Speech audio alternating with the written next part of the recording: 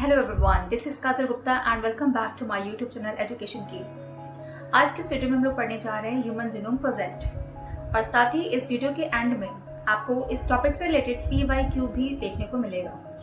So and तक बने रहें।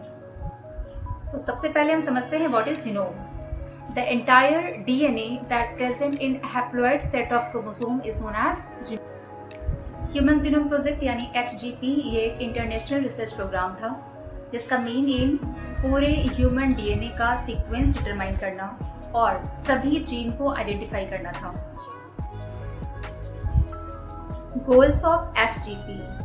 ह्यूमन जीनोम प्रोजेक्ट का गोल टोटल 20,000 to 25,000 जीन्स को आइडेंटिफाई करना, उनको ह्यूमन जीनोम में लगभग 3 बिलियन बेस पेयर हैं तो उनका सीक्वेंस डिटरमाइन करना, इन इंफॉर्मेशंस को डेटा बेस में स्टोर करना और ऐसे टूल्स डेवलप करना जो इन डेटास को एनालिसिस कर सके और फिर ethical, legal, social issues ELSIs को एड्रेस करने के लिए इसका अदर सेक्टर में ट्रांसफर करना इसका मेन गोल। अब एक इंटरेस्टिंग फैक्ट को समझते हैं। ह्यूमन जीनोम में लगभग 3 बिलियन बेस पेयर हैं और अगर हम इन डेटा को लिखने की कोशिश करें तो अप्रॉक्सीमेटली 33 बुक्स लग जाएंगे, जिसमें हर एक बुक में 1000 पेजेस होंगे और हर पेजेस पर 1000 अल्फाबेट्स हों। इतनी डेटा ह्यूमन जीनोम में स्टोर होते हैं। सोच कर देखिए, ये पूरा जेनेटिक इंफॉर्मेशन एक ह्यूमन के DNA में स्टोर होता है। Methodologies of HGP। इसमें 2 मेथडोलॉजीज होती हैं। First is EST expressed sequence tag and second is sequence annotation. EST sequence express tag, इसमें केवल उन्हीं जीन्स की सीक्वेंसिंग की जाती है जो कि RNA के फॉर्म में एक्सप्रेस हो पाते हैं, यानी कि केवल फंक्शनल जीन की ही सीक्वेंसिंग की जाती है। जबकि सीक्वेंस एनोटेशन में कंप्लीट टोटल जीन्स की सीक्वेंसिंग की जाती है, वो कोडिंग हो या नॉन कोडिंग हो, सभी जीन की सीक्वेंसिंग इसमें की।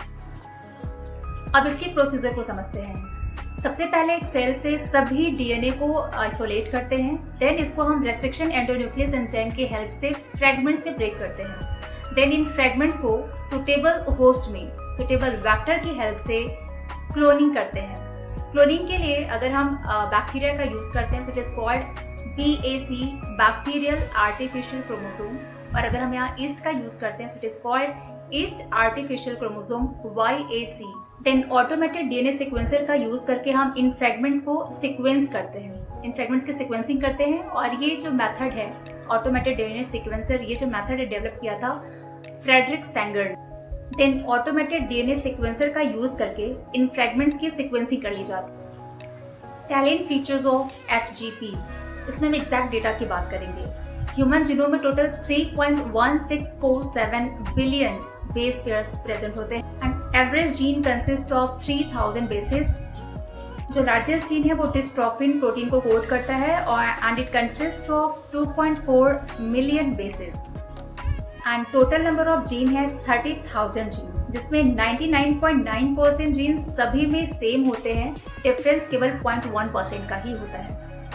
जितने भी जीन डिस्कवर्ड हुए हैं उसमें से 50% जीन के फंक्शंस अननोन हैं, पता ही नहीं है, और उसमें से लेस देन 2% ही ऐसे हैं जो किसी प्रोटीन को कोड करते हैं। क्रोमोसोम 1 पर सबसे ज़्यादा जीन्स प्रेजेंट है 2968 जीन्स एंड सबसे कम जीन Y क्रोमोसोम पर प्रेजेंट है जो कि है 231 जीन्स। जीनोम का लार्ज पोर्शन रेपिटेटिव सीक्वेंस से बना होता है जो that have no direct coding function but throw light on chromosome structure, dynamics and evolution.